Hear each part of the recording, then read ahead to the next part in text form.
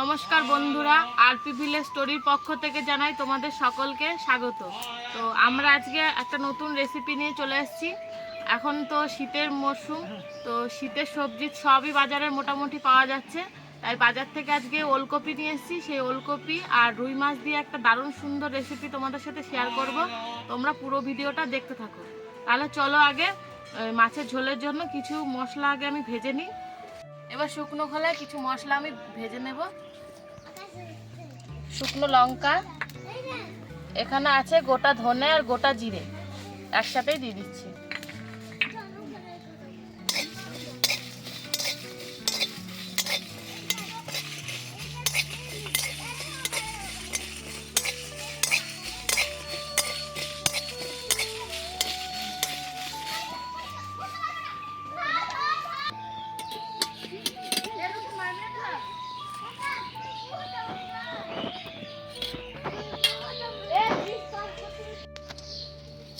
দেখো মাছের ঝোলের জন্য ওলকপি নিয়ে এসেছি, ওলকপিগুলো কেটে নিচ্ছি আগে। এই যে এরকম পাতলা পাতলা করে ওলকপিগুলো কেটে নিচ্ছি।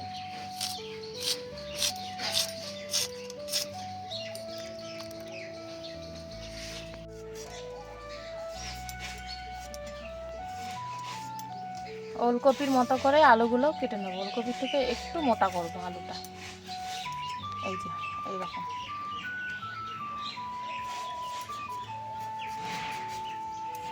দিয়ে দিচ্ছি সর্ষের তেল। এবার মাছগুলো ভালো করে ভেজে নেব। মাছে আমি এদিকে তেলটা গরম হতে হতে নুন হলুদটা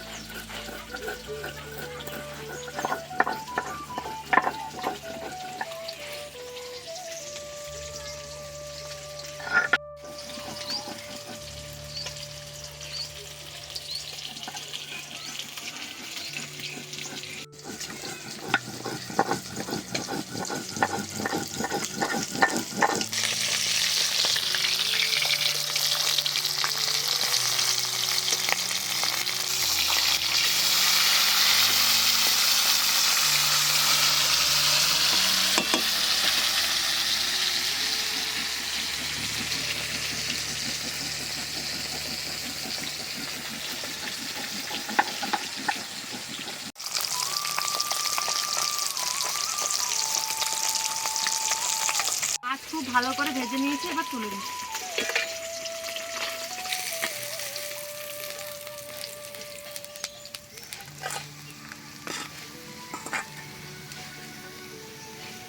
আর ওই মাছ ভাজা তেলের ওপরে আরেকটু সরষের তেল দিয়ে দিচ্ছি। এবার ফোড়নে দেব শুকনো লঙ্কা আর গোটা জিরে।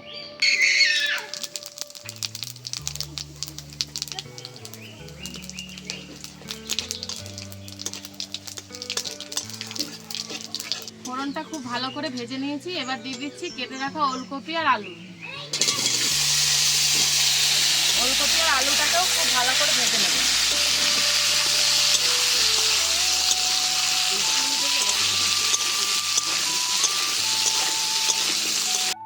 এই দেখো ওলকপি আর আলুটা খুব ভালো করে ভেজে নিয়েছি। এবার দিয়ে দিচ্ছি কুচিয়ে রাখা টমেটো আর কয়েকটা চেরা কাঁচা লঙ্কা। তার সাথে দিয়ে দিচ্ছি পরিমাণ মতো নুন আর দিচ্ছি হলুদ গুঁড়ো।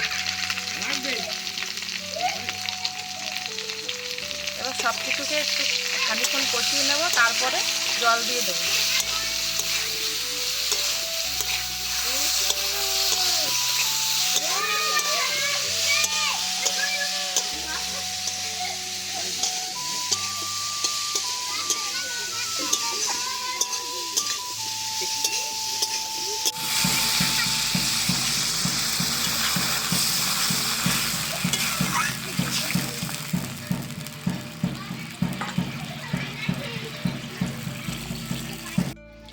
ঝোলটা খুব ভালো করে ফুটিয়ে নিয়েছি, আলু আর এই ওলকপিটাও খুব ভালো করে গলে গেছে, এই দেখো গলে গেছে।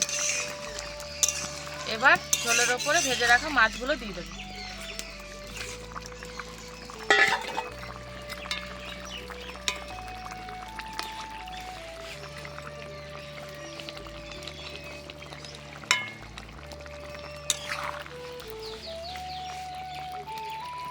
মাছের ঝোল প্রায় হয়ে এসছে, এবার এই ভাজা মশলা আর খানিকটা ধনেপাতা কুচি দিয়ে নামিয়ে দেবো।